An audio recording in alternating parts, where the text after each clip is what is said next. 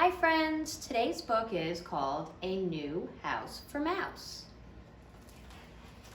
One day, a little mouse looked out of the tiny hole where she lived and saw a big apple. "I would like that apple to eat," said Little Mouse. "I must bring it inside." She tried and tried, but couldn't put the apple through the tiny hole. "My little house is too small," said Little Mouse. "I'll look for a bigger one." So off she set. "Looking for a new house makes you hungry," said Little Mouse, as she took a few bites of the juicy apple. Then she spotted a hole that was just a little bigger than hers. "This looks just right," she said, as she looked inside. Does that look big enough? I don't know. "Hello, Mole. I need a bigger house for my apple and me. May I live here with you?" "I'm sorry," mumbled Mole, "but my house is too full of books. I don't think there is enough room for both of us." "I'll keep looking," said Mouse. So Little Mouse felt hungry again. "I'll just have a little nibble," she said to herself. Then she spotted a hole that was just a little bigger than Mole's. "That will be perfect," she said. She looked inside. Let's see. "Hello, Rabbit," she said. "I'm looking for a bigger house for my apple and me. May I live here with you?" "I'm sorry," twittered Rabbit, "but my home is too full of cabbage. I don't think there is enough room for both of us." "Perhaps not," said Little Mouse.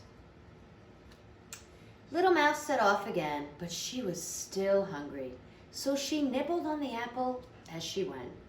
Then she spotted another hole that was just a little bit bigger than Rabbit's. "That will be just right," she said. She looked inside. "Hello, Badger," she said. "I'm looking for a new home for my apple and me. May we come and live with you?" "I'm sorry," barked Badger, "but I stretch out on my cushions all day sleeping, and I don't think there's room for both of us." "Perhaps not," Little Mouse said, feeling rather tired and still hungry. She nibbled on the apple once again. That evening, she came across an enormous hole. "This must be big enough for my apple and me," she thought. "Hello? Is anybody there?" she shouted. Look at that hole. "Hello, Little Mouse," growled Bear. "Why don't you come and live here with me?" "No, thank you," squeaked Mouse. "I think the cave is too small for you and me and my apple." And she set off in a run. The little mouse was very tired now, but pulling the apple seemed easier. Suddenly, she saw a tiny hole.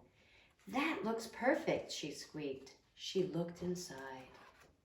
There was no one at home. Little Mouse went right in and pulled her apple behind her. It fit perfectly.